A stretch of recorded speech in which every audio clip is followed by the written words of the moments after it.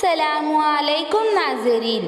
आज की इस वीडियो में हम 10 मुहर्रम करबला का वाक़िया 10 मुहर्रम में मैदान करबला का खूनी मंज़ाहिर का दर्द भरा वाक़िया बयान करेंगे।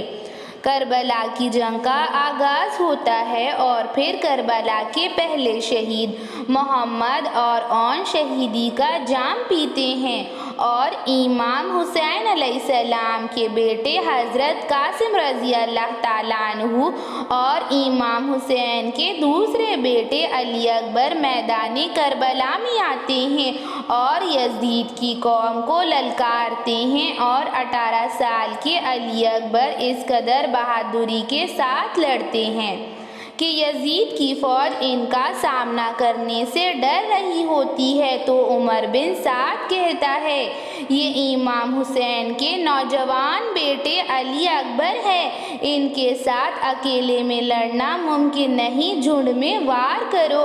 और फिर जो भी अली अकबर के साथ लड़ता मैदान करबला की धूल में फना हो जाता। और फिर उमर बिन साद ने कहा कि इमाम हुसैन के 18 साल के बेटे पर पर्चियों से हमला करो और एक साथ इन पर पर्चियां बरसाई गई और फिर हज़रत कासिम रज़ी अल्लाह ताला अन्हु शहीद हो गए। और फिर इमाम हुसैन के 18 साल के नौजवान बेटे अली अकबर को पर्चियां मारी गई और वो भी मैदान करबला में शहीद हो गए। और फिर इमाम हुसैन रज़ी अल्लाह ताला अन्हु अहले बैत की ख़वातीन 3 दिन से प्यासे थे। और फिर इमाम हुसैन अपने 6 माह के अली असगर को लाते हैं और फरमाते हैं, ऐ लोगों, मेरा 6 माह का बच्चा अली असगर 3 दिन से प्यासा है। तो उमर बिन साद कहता है, ऐ हुसैन, पानी तुम खुद पीना चाहते हो, नाम इस बच्चे का ले रहे हो, इससे कहो कि हमसे पानी मांगे। तो हज़रत इमाम हुसैन रज़ी अल्लाह ताला अन्हु अली असगर से कहते हैं, ऐ अली असगर, अपनी नाना की उम्मत से पानी मांगो। तो अली असगर कहता है, ऐ लोगों, मैं रसूल अल्लाह के ख़ानदान के गुलशन का नन्हा सा फूल हूँ, मैं 3 दिन से प्यासा हूँ, मुझे पानी पिला दो। तो उमर बिन साद कहता है कि अली असगर पर तीर बरसाओ और फिर तीर अली असगर पर बरसाए जाते हैं। पहला तीर अली असगर के कान में लगता है, दूसरा तीर अली असगर की कमर में लगता है और तीसरा तीर अली असगर के गले में जाकर लगता है। और फिर इमाम हुसैन के 6 माह के शहजादे अली असगर मैदान करबला में शहीद हो जाते हैं और अहले बैत बहुत ज़्यादा प्यास की वजह से तड़प रही होती है। 3 दिन से बच्चे हाय पानी कह रहे होते हैं। तो इमाम हुसैन की 6 साल की मासूम बच्ची सकीना हज़रत इमाम हुसैन के भाई हज़रत गाजी अब्बास के पास आती है और कहती है, ऐ चचा, जिसका चचा अब्बास हो, भला वो भी क्या प्यासा रह सकता है।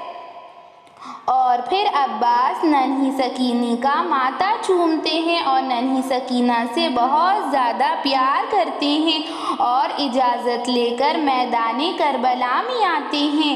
और फिर हज़रत अब्बास इनको शेर की तरह ललकारते हैं और हज़रत अब्बास शेर की तरह यजीद की फ़ौज को ललकारते हैं और बहुत ही बहादुरी के साथ इनके साथ लड़ते हैं और इनके साथ मुकाबला करती हैं कि यजीद की फ़ौज उनको देखकर भागने लगती है और यजीद की फ़ौज को ज़मीन की धूल चटाते हैं। और फिर गाजी अब्बास दरियाए फरात के पास आते हैं और मुश्क में पानी भरते हैं और अपनी भतीजी सकीना को याद करते हैं और चेहरे पर मुस्कुराहट लाते हैं और मुश्क लेकर खीमे की तरफ बढ़ते हैं। जैसे ही गाजी अब्बास खीमे की तरफ बढ़ते हैं, تو عمر بن سعد کہتا ہے کہ عباس کو روکو، یہ پانی لے کر وہاں پہنچنا نہیں چاہیے۔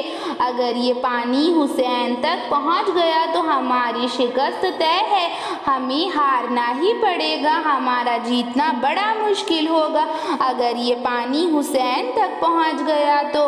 اور پھر ایک ساتھ غازی عباس پر حملہ کرو۔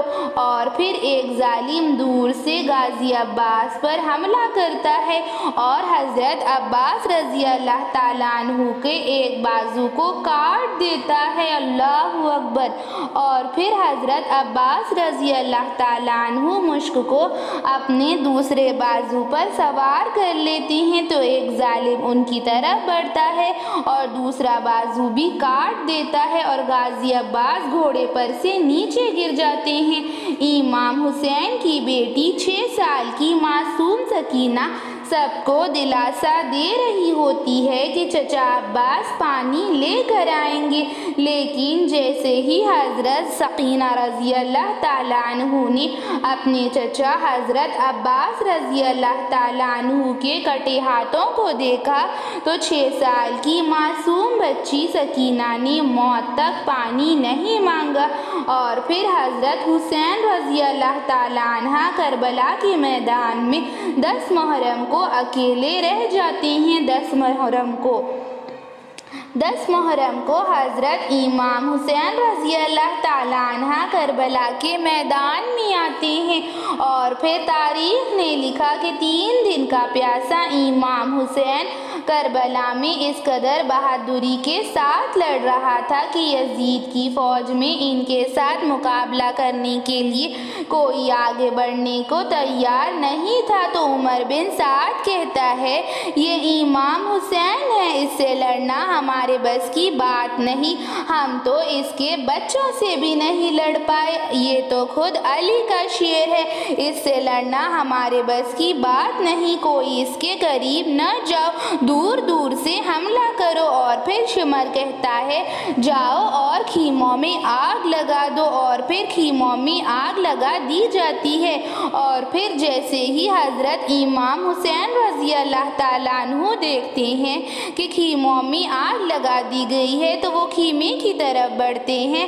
تو عمر بن سعد کہتا ہے جس کے پاس جو ہو حضرت امام حسین پر حملہ کرو، جس کے پاس تیر تھا انہوں نے تیر برسائے، کئیوں نے نیزے برسائے، کئیوں نے پرچھیاں برسائی، اور جس کے پاس برسانے کے لیے کچھ نہیں ہوتا تو وہ کربلا کی گرم مٹی اٹھاتا اور امام حسین رضی اللہ تعالیٰ عنہ پر برساتا، اور پھر حضرت امام حسین رضی اللہ تعالیٰ عنہ گھوڑے پر سے گر گئے۔ تاریخ نے لکھا کہ حضرت امام حسین رضی اللہ تعالیٰ عنہ اس قدر زخمی ہو گئے تھے کہ دور سے ان کا جسم نظر تک نہیں آتا تھا۔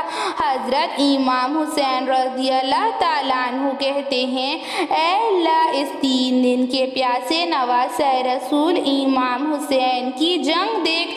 تو غیب سے آواز آتی ہے اے حسین، تمہارا اللہ تم سے راضی ہے، اللہ کا رسول بھی تم سے راضی ہے، اے حسین تم کامیاب ہو چکے ہو، اے حسین تم نے اپنی آخرت کو پا لی ہے۔ یہ سنتے ہی حضرت امام حسین چہرے پر مسکراہٹ لاتے ہیں اور سجدے میں گر جاتے ہیں، اور حضرت امام حسین رضی اللہ تعالیٰ عنہ فرماتے ہیں اے اللہ، تیرے دین کے لیے میں نے اپنا سب کچھ گوا دیا، اے اللہ میرے عباس کے ہاتھ کٹ گئے، اے اللہ میرے 6 ماہ کا بچہ علی اصغر بھی شہید ہو گیا، اے اللہ تیرے لیے میں نے اپنا سب کچھ کھو دیا، اے اللہ تیرے دین کے لیے میں نے اپنا سب کچھ قربان کر دیا، اے اللہ کربلا کے شہیدوں کی قربانی قبول فرما۔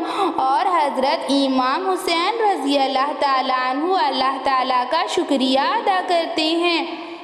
اور فرماتے ہیں اے اللہ تیرا لاکھ لاکھ شکر ہے، اے اللہ میں تیرا شکر گزار بندہ ہوں کہ تو نے اس عظیم قربانی کے لیے اپنے اس نواسۂ رسول حسین کو چنا۔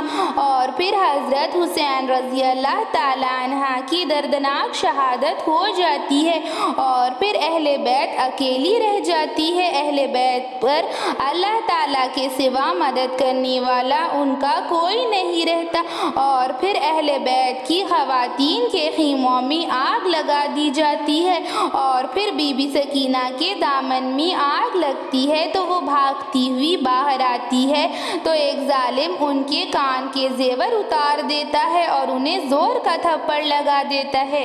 ایسی ہی اسلامک ویڈیوز کے لیے چینل کو سبسکرائب کریں، لائک اور شیئر کریں۔